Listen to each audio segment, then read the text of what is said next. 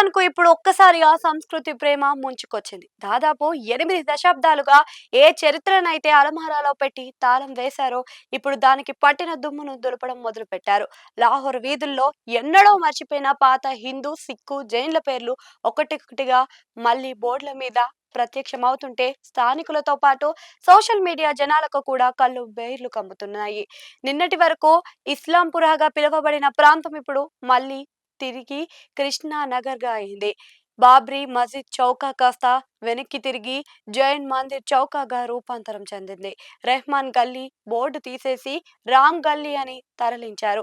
ఇక Fatima Jinnah road vintage లుక్‌లో queen రోడ్‌గా దర్శనమిస్తుంది. ఇదంతా చూస్తుంటే లాహోర్ ఒక్కసారిగా మినీ ఇండియా హెరిటేజ్ పార్క్‌లా మారిపోతుందేమో అన్నది అనుమానం రాకమానదు. అయితే ఇక్కడే అసలు ట్విస్ట్ ఉంది. ఎన్నాళ్లుగా హిందూ గుర్తులు అంటేనే ఆమడ దూరం పరిగెత్తిన దేశానికి ఇప్పుడు ఒక్కసారిగా వాటిపై హెరిటేజ్ అంటూ కౌగిలించుకోగల జ్ఞానోదయం ఎందుకు కలిగిందబ్బా అనే ప్రశ్న ఇప్పుడు సోషల్ మీడియాలో విపరీతంగా ట్రోల్ అవుతుంది. దీని వెనుక అసలు రహస్యం చరిత్రపై ప్రేమ కాదు, పక్కా ఆర్థిక గణితం అని విశ్లేషకులు నవ్వుకుంటున్నారు.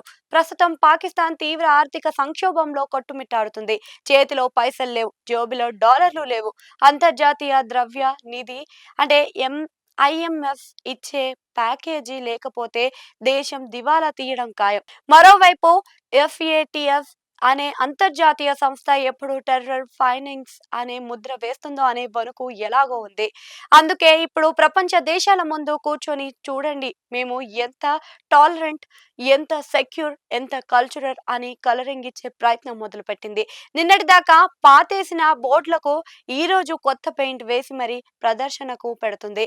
ఇంట్లో ఐఎంఎఫ్ అధికారులు తనిఖీకి వస్తున్నారని తెలిసి దాచిపెట్టిన పాత సంస్కృతి బొమ్మలను బయటకు తీసి దుమ్ము దులిపి హాల్లో సర్దుకుంటుంది పాక్ పరిస్థితి అని ఒకరు కామెంట్ పెడితే, లాహోర్లో ఇప్పుడు హిందూ పేర్లు తిరిగి రావడం లేదు బాస్, డాలర్ల కోసం చరిత్రను కొత్త ప్యాకింగ్ లో అమ్ముతున్నారు అంటూ ఇంకొకరు నెటిజన్ సెటైర్లు వేస్తున్నారు. మాజీ ప్రధాని నవాజ్ షరీఫ్, ఆయన కుమార్తె మరియం నవాజ్ ఆధ్వర్యంలోనే ప్రారంభమైన ఈ Lahore heritage area revile project కు ఏకంగా 50 బిలియన్ల పాకిస్తాన్ రూపాయలు ఖర్చు చేశారట. అధికారికంగా వీరు చెబుతున్న కారణం ఏమిటి అంటే ప్రీ పార్టీషన్ విభజన ముందు హెరిటేజ్ ను కాపాడటం. ఈ మాటలు విన్న విమర్శకులు మాత్రం ముక్కున వేలు వేసుకుంటున్నారు. దేశంలో గ్యాస్ లేదు, కరెంట్ లేదు, ప్రజలు తినడానికి పిండి లేదు, ఖజానాలో డాలర్లు లేవు, కానీ బోర్డుల మీద మాత్రం చరిత్ర మెరిసిపోతుంది అంటూ ఎద్దేవా చేస్తున్నారు. ఈ మొత్తం ఎపిసోడ్ లో మిగిలిపోయిన $1 మిలియన్ ప్రశ్న ఒకటే. ఈ పేర్లన్నీ మార్చినంత మాత్రాన అక్కడ మైనారిటీలైన హిందూ, సిక్కు, క్రైస్తవులు నిజ జీవితాలు ఏమైనా మారతాయా, లేక ఇది కేవలం విదేశీ పెట్టుబడిదారులను, టూరిస్టులను ఆకర్షించడానికి వేసిన కల్చరల్ ఫిల్టరా మాత్రమేనని అంటున్నారు అన్నది అందరికీ కూడా వస్తున్న డౌట్ గా కూడా ఉంది. మొత్తానికి లాహోర్ వీధుల్లో ఇప్పుడు కొత్త ట్రెండ్ నడుస్తుంది.